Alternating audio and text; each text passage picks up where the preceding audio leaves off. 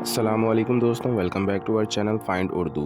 Flaws flaws का मतलब है कामिल ना होना, कमज़ोरी या खटा।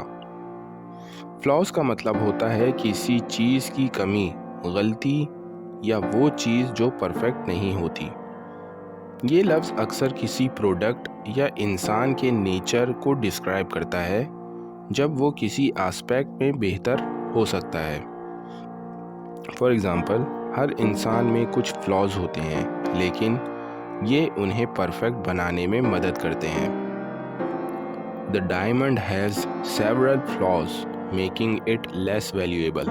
हीरे में कई फ्लॉज थे जिसकी वजह से वो कम कीमत का हो गया। तो दोस्तों, फ्लॉज का मतलब है किसी चीज़ की कमी या गलती जो उसकी परफेक्ट होने की राह में रुकावट है। उम्मीद है अब आपको फ्लॉस का मतलब समझ में आ गया होगा। मिलते हैं नेक्स्ट वीडियो में। शुक्रिया।